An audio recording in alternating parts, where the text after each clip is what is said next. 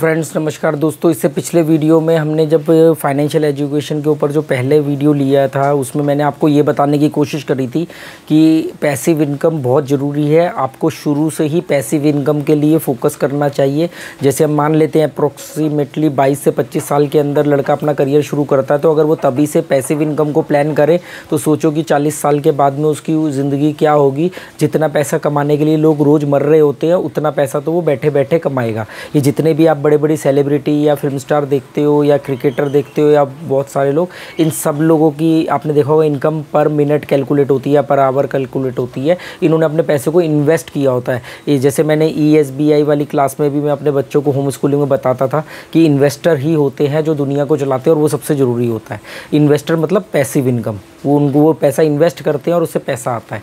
तो यही मैं आपको बताना चाह रहा हूँ। तो पिछली वीडियो में हमने बताया था कि अपने एक्टिव इनकम को पैसिव इनकम में कन्वर्ट करो, और पैसिव इनकम में कन्वर्ट करने के लिए आप अभी से तैयारी करो। और जो लोग लेट भी हो चुके हैं, मान लो 30 साल, 35 साल, 40 साल, 45 साल भी है, तो कोई दिक्कत नहीं है।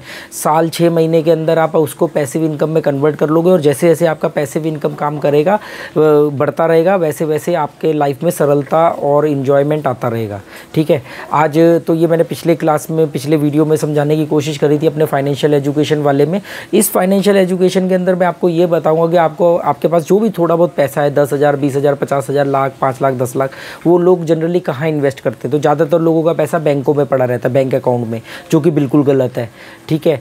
और कुछ लोग उसको इन्वेस्ट करने के नाम पे जब बात करते हैं तो वो FD वगैरह की बात करते हैं। तो सबसे पहले मैं आपको ये बताऊँ कि दोस्तों, बैंकों में पैसा रखना बंद कर दो। आज के वीडियो में मैं आपको बताऊंगा कि आपको बैंक के अंदर पैसा नहीं रखना है। बैंक के अंदर आप पैसा सिर्फ उतना रखो जितना आपकी रोज़मर्रा के लिए ज़रूरत होती है। जैसे मान लो फॉर एग्जांपल आपको लगता है कि यार 10,000, 20,000 की ज़रूरत पड़ सकती है, 50,000 की, डिपेंड करता है आपके खर्चे कितने, डिपेंड करता है आपकी कमाई कितनी है।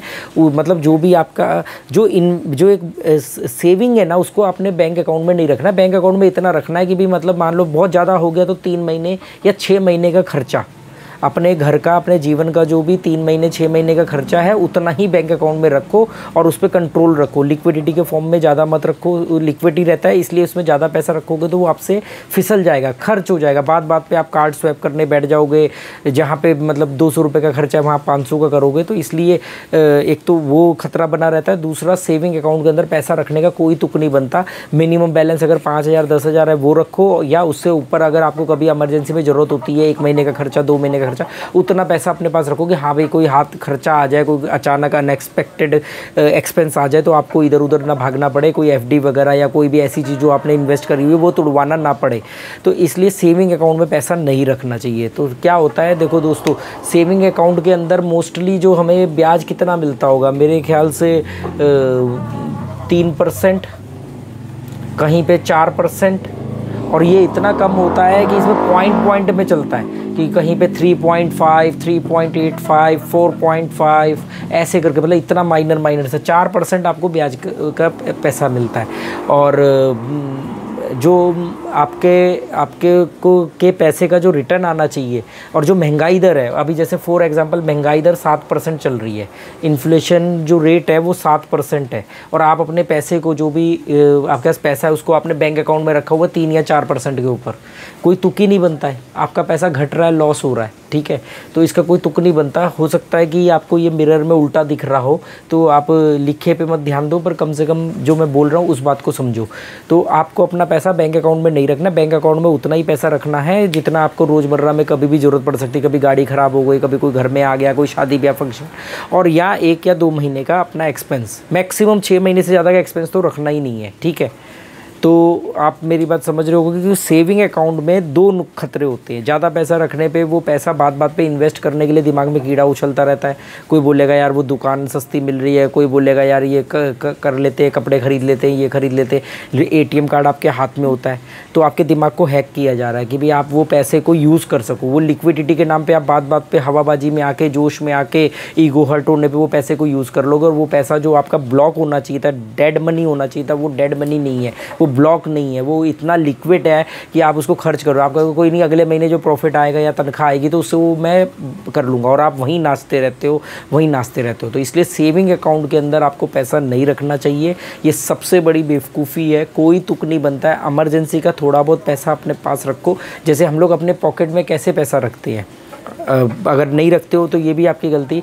जैसे कि जनरली पैसे को कैसे मैनेज करना चाहिए कि आपकी जो शर्ट के ऊपर वाली पॉकेट होती है जिसमें आसानी से हाथ चले जाता है और बार बार हाथ जाता है या बार बार जाना चाहिए, तो उसमें हम क्या रखते हैं 10-10 20-20 के नोट रखते हैं, 50 या 100 रुपये रखते हैं कि भाई अगर कोई मान लो कहीं पे आपने आप गर्मी में कहीं जा रहे हो, आपको नींबू पानी पीना है 10 रुपये की, तो आप उसमें से निकालोगे 10 रुपये दे दोगे, ठीक है।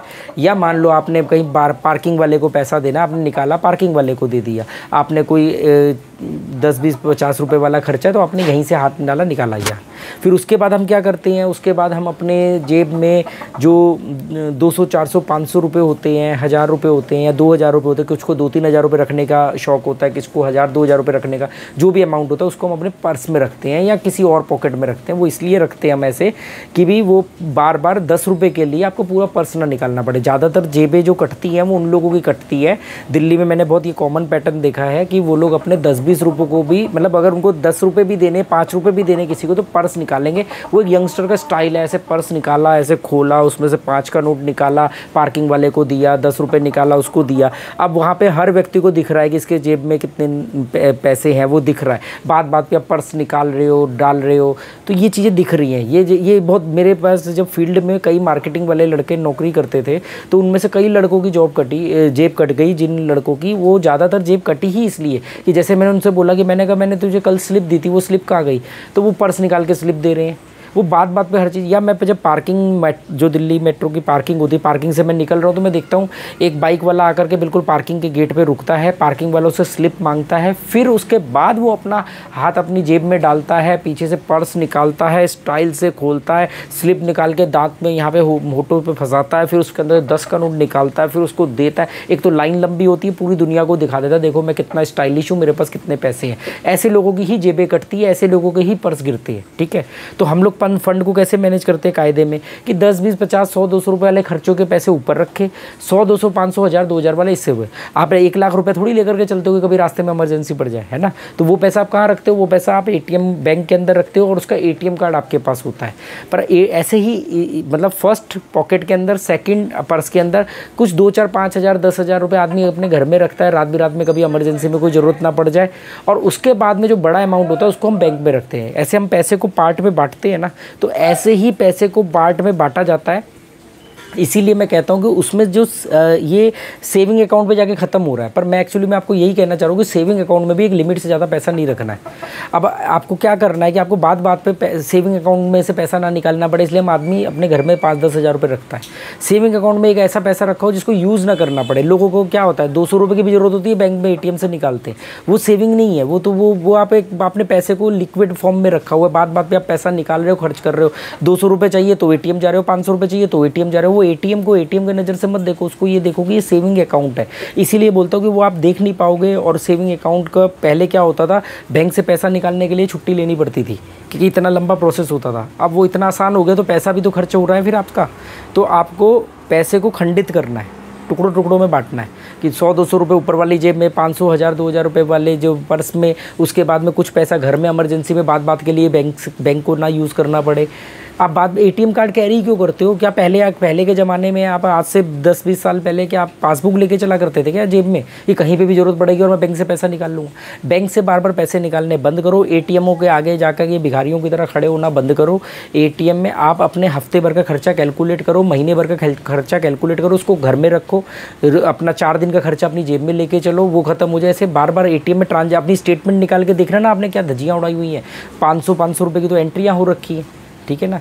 बैंक में पड़े हुए हैं 50,000 रुपये और आप निकाल रहे हो उसमें से 500 रुपये, कोई तुक बनता है? आप इकट्ठा 5,000 रुपये निकाल के घर में रखो ना, अपने ऊपर नियंत्रण बनाओ। तो पैसे को ऐसे आपको पार्ट में डिवाइड करना है और बैंक में भी एक लिमिट तक आपको पैसा रखना है। उसके बाद में वो पैसे को कहाँ रखना है मैं आपको बताऊंगा। तो उम्मीद करता हूँ कि भी आज का वीडियो आपको समझ में आएगा। पैसे को सेविंग अकाउंट में नहीं रखना है, एक लिमिट से ज़्यादा, 1-2 महीने के खर्चे से ज़्यादा पैसा सेविंग अकाउंट में नहीं होना चाहिए। उसके बाद में सारे खर्चे काट के उसमें 1-2 महीने का बैकअप के बाद में सारा पैसा इन्वेस्ट होना चाहिए। अब कहाँ इन्वेस्ट होना चाहिए ये हम अगले वीडियो में बात करेंगे। उम्मीद करता हूँ आपको ये वीडियो अच्छा लगेगा। Okay, goodbye, thank you.